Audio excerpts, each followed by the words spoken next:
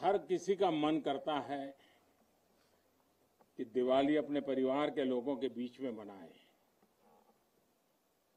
मेरा भी मन करता है कि मैं दिवाली मेरे परिवारजनों के बीच में मनाऊं, और इसीलिए हर दिवाली मैं मेरे परिवारजनों के बीच मनाने के लिए आता हूं, क्योंकि आप मेरे परिवारजन हैं, मैं आपका परिवार का साथी हूं। तो मैं यहां प्रधानमंत्री के रूप में नहीं आया हूं, मैं आपके परिवार के एक सदस्य के रूप में आया हूं। आप सभी के बीच आना, जो भाव अपने परिवार के बीच जाकर के होता है, वही भाव मेरे मन में होता है। और जब से मैं इस संवैधानिक जिम्मेवारी को संभाल रहा हूं, आज उसको 20 साल से भी अधिक समय हो गया। बहुत लंबे अरसे तक मुझे देशवासियों ने इस प्रकार की सेवा का मौका दिया। पहले गुजरात वालों ने दिया, अब देशवासियों ने दिया। लेकिन मैंने हर दिवाली सीमा पर तैनात आप मेरे परिवारजनों के बीच बिताई है। आज मैं फिर आपके बीच आया हूं, आपसे नई ऊर्जा लेकर के जाऊंगा, नया उमंग लेकर के जाऊंगा, नया विश्वास लेकर के जाऊंगा।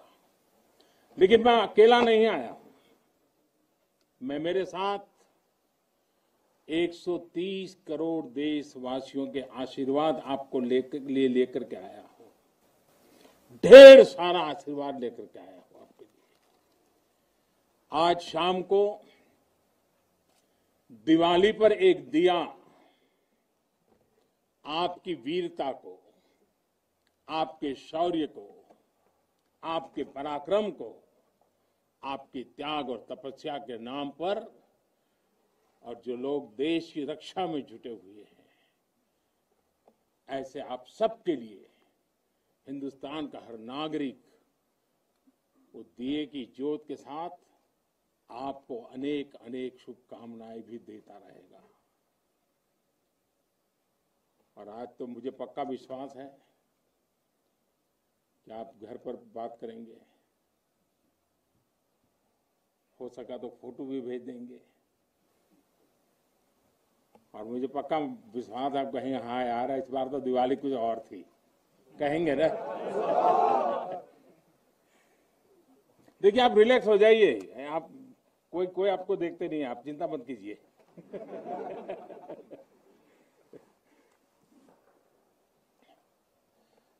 अच्छा आप ये भी बताएंगे ना कि मिठाई भी बहुत खाई थी? नहीं बताएंगे? तो बोलो ना। साथियों, आज मेरे सामने देश के जो वीर हैं, देश की जो वीर बेटियां हैं, वो भारत मां की ऐसी सेवा कर रहे हैं जिसका सौभाग्य हर किसी को नहीं मिलता है।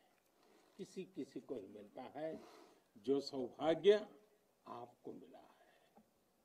मैं देख रहा हूं, मैं महसूस कर रहा हूं, आपके चेहरे के उन मजबूत भावों को मैं देख रहा हूं। आप संकल्पों से भरे हुए हैं, और यही आपके संकल्प, यही आपकी पराक्रम की पराकाष्ठा करने की भावनाएं, चाहे हिमालय हो, रेगिस्तान हो, बर्फीली चोटियां हो, गहरे पानी हो, कहीं पर भी आप लोग मां भारती का एक जीता जागता सुरक्षा कवच है। आपके सीने में वो जज्बा है जो 130 करोड़ देशवासियों को भरोसा होता है, वो चैन की नींद सो सकते हैं। आपके सामर्थ्य से देश में शांति और सुरक्षा एक निश्चिंतता होती है। एक विश्वास होता है। आपके पराक्रम की वजह से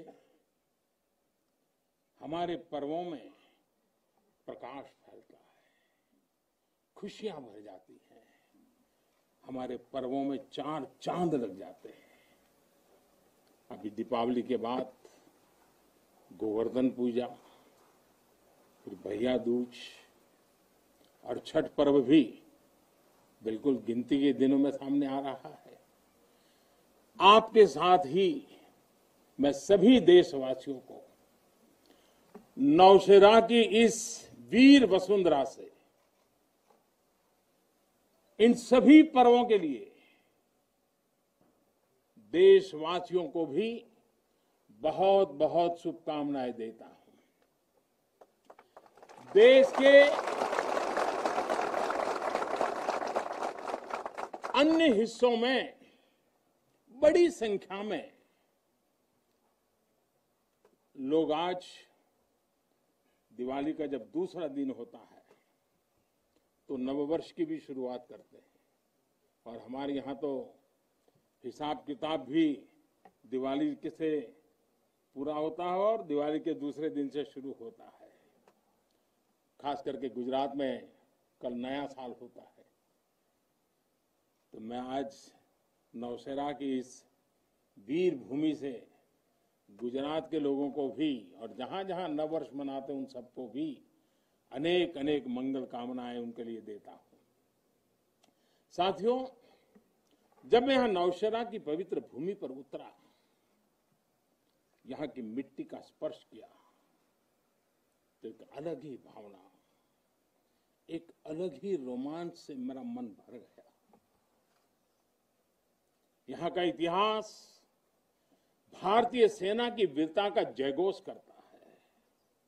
हर चोटी से वो जयघोष सुनाई देता है। यहां का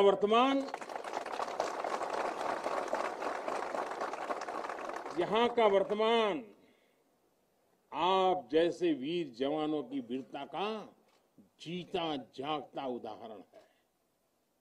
वीरता का जिंदा सबूत मेरे सामने मौजूद है। नौशेरा ने हर युद्ध का, हर छद्म का, हर षड्यंत्र का माकूल जवाब देकर कश्मीर और श्रीनगर के प्रहरी का काम किया है। आजादी के तुरंत बाद ही दुश्मनों ने इस पर नजर खड़ा करके रखी हुई थी। नौशेरा पर हमला हुआ, दुश्मनों ने ऊंचाई पर बैठकर इस पर कब्जा जमाने की कोशिश की। और अभी जो मुझे पूरा वृत्त वीडियो समेत सारी चीजें मुझे देखना समझने का मौका मिला, और मुझे खुशी है कि नौशेरा के जाबाजों के शौर्य के सामने सारी साजिशें धरी की धरी रह गई। दोस्तों, भारत माता की जय! भारत माता की जय! भारत माता की जय! भारतीय सेना की ताकत क्या होती है, इसका एहसास दुश्मन को शुरुआत के दिनों में ही लग गया था जी। मैं नमन करता हूं नौशेरा के शेर ब्रिगेडियर मोहम्मद उस्मान को, नायक जदुनाथ सिंह जी को, जिन्होंने देश की रक्षा के लिए अपना सर्वोच्च बलिदान दिया।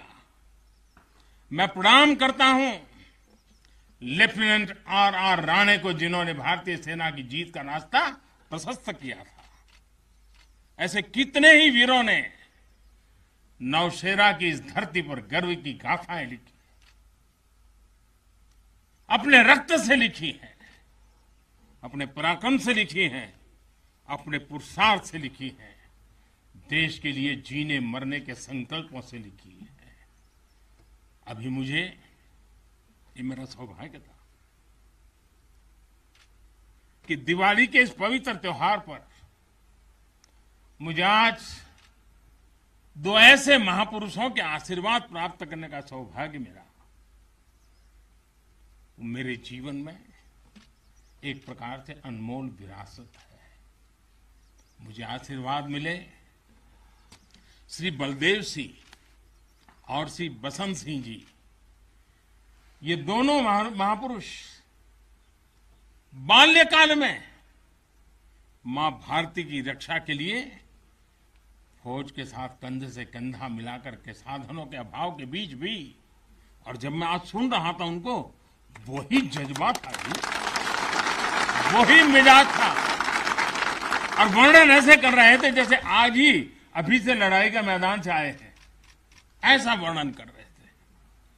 आजादी के बाद हुए युद्ध में ऐसे अनेकों स्थानीय किशोरों ने ब्रिगेडियर मोहम्मद उस्मान के मार्गदर्शन से बाल सैनिक की भूमिका निभाई थी।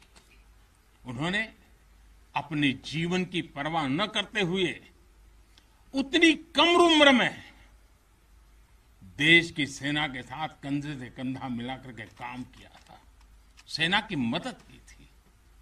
नौशेरा के शौर्य का ये सिलसिला तब से जो शुरू हुआ, न कभी रुका है न कभी झुका है। यही तो नौशेरा है। भारत माता की जय! भारत माता की जय! भारत माता की जय! सर्जिकल स्ट्राइक में यहां की ब्रिगेड ने जो भूमिका निभाई, वो हर देशवासी को गौरव से भर देता है।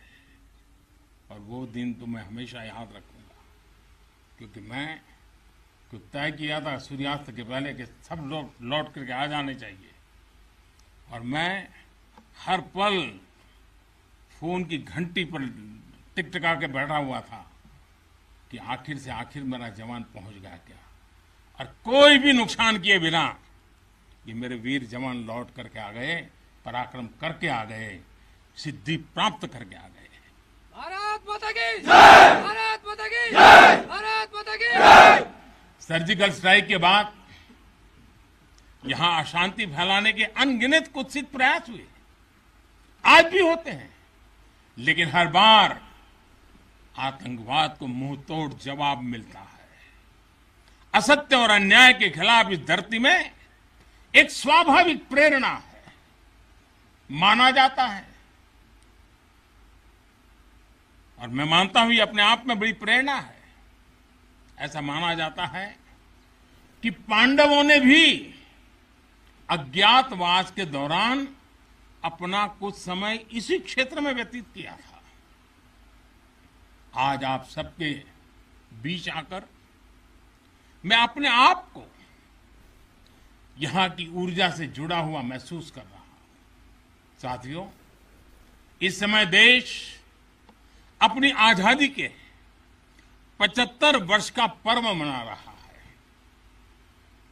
आजादी का अमृत महोत्सव गुलामी के लंबे कालखंड में असंख्य बलिदान देकर हमने ये आजादी हासिल की है।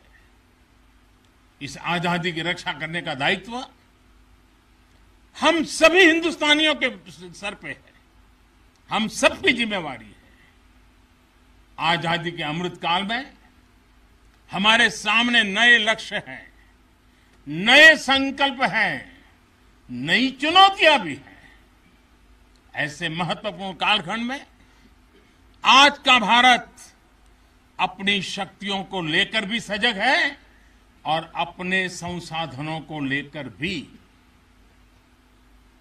दुर्भाग्य से पहले हमारे देश में सेना से जुड़े संसाधनों के लिए ये मान लिया गया था कि हमें जो कुछ भी मिलेगा विदेशों से ही मिलेगा। हमें टेक्नोलॉजी के मामले में झुकना पड़ता था, ज्यादा पैसे खर्च करने पड़ते थे। नए हथियार, नए उपकरण खरीदने होते थे तो प्रक्रिया सालों साल चलती रहती थी। यानी एक अफसर फाइल शुरू करें, वो रिटायर हो जाए, तब तक भी चीज नहीं पहुंचती थी। ऐसा ही कालखंड था। नतीजा ये कि जरूरत के समय हथियार फिर आपाधापी में खरीदे जाते थे। यहां तक कि स्पेयर पार्ट्स के लिए भी हम दूसरे देशों पर निर्भर रहते थे। साथियों, डिफेंस सेक्टर में आत्मनिर्भरता का संकल्प उन पुरानी स्थितियों को बदलने का एक सशक्त मार्ग है। देश के रक्षा खर्च के लिए जो बजट होता है, अब उसका करीब 65% देश के भीतर ही खरीदी पर खर्च हो रहा है। हमारे देश ये सब कर सकता है, करके दिखाया है। एक अभूतपूर्व कदम उठाते हुए अब भारत ने ये भी तय किया है कि 200 से ज्यादा साजो सामान और उपकरण अब देश के भीतर ही खरीदे जाएंगे। आत्मनिर्भर भारत का यही तो संकल्प है। अगले कुछ महीनों में इसमें और सामान जुड़ने वाले हैं। देश को आत्मनिर्भर बनाने वाली ये पॉजिटिव लिस्ट और लंबी हो जाएगी। इससे देश का डिफेंस सेक्टर मजबूत होगा, नए नए हथियारों उपकरणों के निर्माण के लिए निवेश बढ़ेगा। साथियों, आज हमारे देश के भीतर अर्जुन टैंक बन रहे हैं, तेजस जैसे अत्याधुनिक लाइट कॉम्पैक्ट एयरक्राफ्ट बन रहे हैं। अभी विजयादशमी के दिन 7 नई डिफेंस कंपनियों को भी राष्ट्र को समर्पित किया गया है। हमारी जो ऑर्डिनेंस फैक्ट्रीज थी, वो अब स्पेशलाइज्ड सेक्टर में आधुनिक रक्षा उपकरण बनाएगी। आज हमारा प्राइवेट सेक्टर भी राष्ट्र रक्षा के संकल्प का सारथी बन रहा है। हमारे कई नए डिफेंस स्टार्टअप्स आज अपना परचम लहरा रहे हैं। हमारे नौजवान 20, 22, 25 साल के नौजवान क्या क्या चीजें लेकर के आ रहे हैं, गर्व होता है। साथियों, उत्तर प्रदेश और तमिलनाडु में बन रहे डिफेंस कॉरिडोर इस स्पीड को और तेज करने वाले हैं। ये सारे कदम जो आज हम उठा रहे हैं, वो भारत के सामर्थ्य के साथ साथ डिफेंस एक्सपोर्टर के रूप में हमारी पहचान को भी सशक्त करने वाले हैं। साथियों, हमारे शास्त्रों में कहा गया है, को अति भारः समर्था नाम, यानी जो समर्थ होता है उसके लिए अति भार मायने नहीं रखता। वो सहज ही अपने संकल्पों को सिद्ध करता है। इसलिए आज हमें बदलती दुनिया, युद्ध के बदलते स्वरूप के अनुसार ही अपनी सैन्य शक्ति को भी बढ़ाना है, उसको नए ताकत के साथ ढालना भी है। हमें अपनी तैयारियों को दुनिया में हो रहे इस तेज परिवर्तन के अनुकूल ही ढालना ही होगा। हमें मालूम है किसी समय हाथी घोड़े पर लड़ाइयां होती थी। अब कोई सोच नहीं सकता हाथी घोड़े की लड़ाई, रूप बदल गया। पहले शायद युद्ध के रूप बदलने में दशकों लग जाते होंगे, शताब्दियां लग जाती होगी। आज तो सुबह एक तरीका होगा तो शाम को दूसरा तरीका होगा लड़ाई का। इतनी तेजी से टेक्नोलॉजी अपनी जगह बना रही है। आज की युद्ध कला सिर्फ ऑपरेशंस के तौर तरीकों तक ही सीमित नहीं है। आज अलग अलग पहलुओं में बेहतर तालमेल, टेक्नोलॉजी और हाइब्रिड टैक्टिक्स का उपयोग बहुत बड़ा फर्क डाल सकता है। संगठित नेतृत्व एक्शन में बेहतर समन्वय आज बहुत जरूरी है। इसलिए बीते समय से हर स्तर पर लगातार रिफॉर्म्स किए जा रहे हैं। चीफ ऑफ डिफेंस स्टाफ की नियुक्ति हो या डिपार्टमेंट ऑफ मिलिट्री अफेयर्स का गठन, ये हमारी सैन्य शक्ति को बदलते समय के साथ कदम ताल करने में अहम रोल निभा रहे हैं। साथियों, आधुनिक बॉर्डर इंफ्रास्ट्रक्चर भी हमारी सैन्य ताकत को और मजबूत करने वाला है। सीमावर्ती इलाकों की कनेक्टिविटी को लेकर पहले कैसे काम होता था, ये आज देश के लोग, आप सभी भली भांति जानते हैं।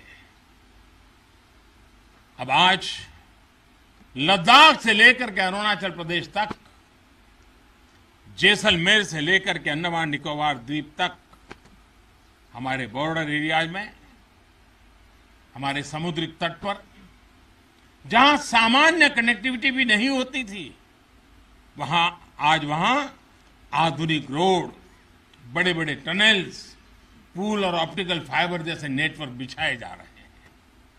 इससे हमारी डिप्लॉयमेंट कैपेबिलिटी में तो भूतपूर्व सुधार हुआ ही है। सैनिकों को भी अब बहुत अधिक सुविधा हो रही है। साथियों, नारी शक्ति को नए और समर्थ भारत की शक्ति बनाने का गंभीर प्रयास बीते 7 सालों में हर सेक्टर में किया जा रहा है। देश की रक्षा के क्षेत्र में भी भारत की बेटियों की भागीदारी अब नई बुलंदी की तरफ बढ़ रही है। नेवी और एयरफोर्स में अग्रिम मोर्चों पर तैनाती के बाद अब आर्मी में भी महिलाओं की भूमिका का विस्तार हो रहा है।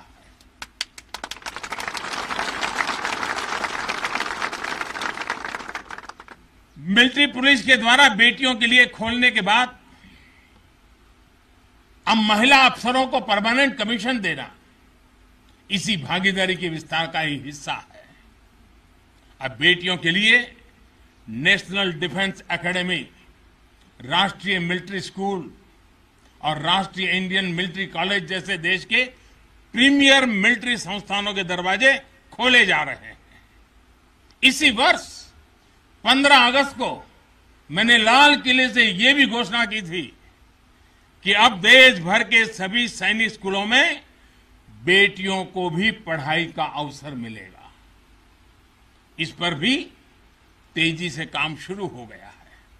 साथियों, मुझे आप जैसे देश के रक्षकों की वर्दी में केवल अथाह सामर्थ्य के ही दर्शन नहीं होते।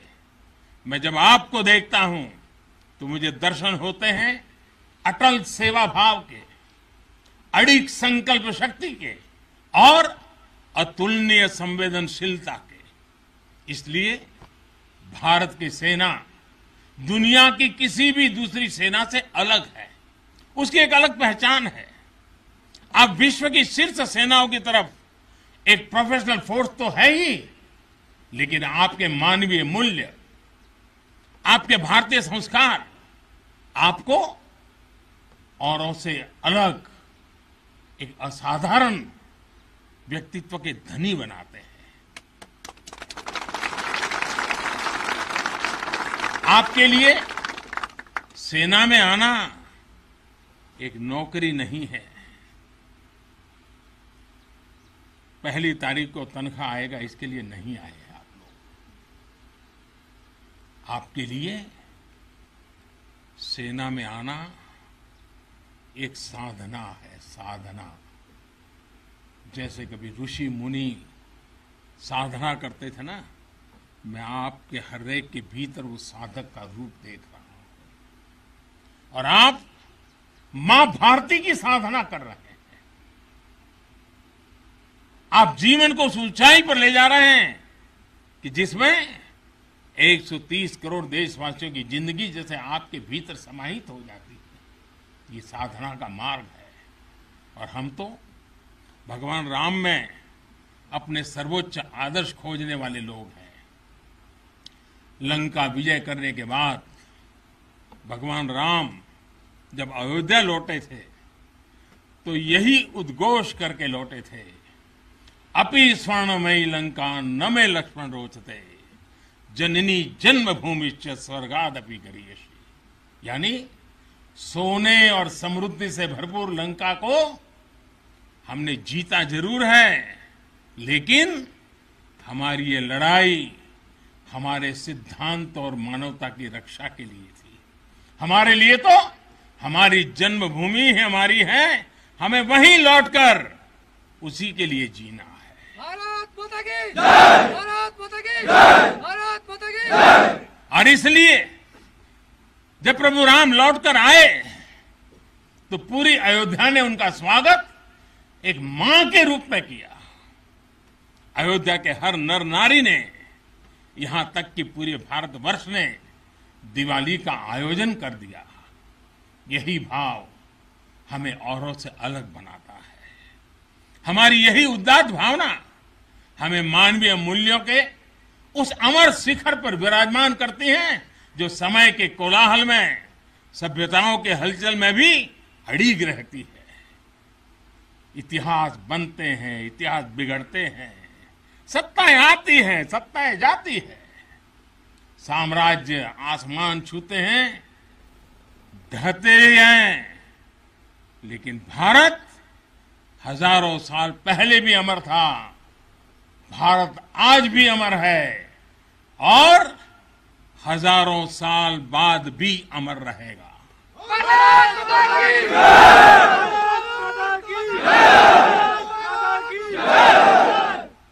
हम राष्ट्र को शासन, सत्ता और साम्राज्य के रूप में नहीं देखते। हमारे लिए तो ये साक्षात जीवंत आत्मा है। इसकी रक्षा हमारे लिए केवल भौगोलिक रेखाओं की रक्षा भर नहीं है। हमारे लिए राष्ट्र रक्षा का अर्थ है इस राष्ट्रीय जीवंतता की रक्षा, राष्ट्रीय एकता की रक्षा और राष्ट्रीय अखंडता की रक्षा। इसलिए हमारी सेनाओं में आकाश छूता शौर्य है तो उनके दिलों में मानवता और करुणा का सागर भी है। इसलिए हमारी सेनाएं केवल सीमाओं पर ही पराक्रम नहीं दिखाती।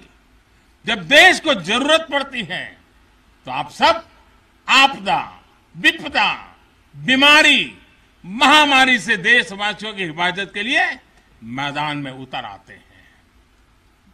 जहां कोई नहीं पहुंचे वहां भारत की सेनाएं पहुंचे। ये आज देश का एक अटूट विश्वास बन गया है। हर हिंदुस्तानी के मन में से ये भाव अपने आप प्रकट होता है। ये आ गए ना, अरे चिंता नहीं, अब हो गया। ये छोटी चीज नहीं। आप देश की अखंडता और सार्वभौमिकता के प्रहरी हैं। एक भारत श्रेष्ठ भारत के संकल्प के प्रहरी हैं। मुझे पूरा भरोसा है कि आपके शौर्य की प्रेरणा से हम अपने भारत को शीर्ष ऊंचाइयों तक लेकर जाएंगे। साथियों, दीपावली की आपको भी शुभकामना है, आपके परिवारजनों को शुभकामना है और आप जैसे वीर बेटे बेटियों को जन्म देने वाली उन माताओं को भी मेरे प्रणाम है। भारत माता की जय! भारत माता की जय! भारत माता की जय! मैं फिर एक बार आप सबको दीपावली की अनेक अनेक शुभकामनाएं देता हूं। मेरे साथ पूरी ताकत से बोलिए, भारत माता की जय! भारत माता की जय! भारत। धन्यवाद।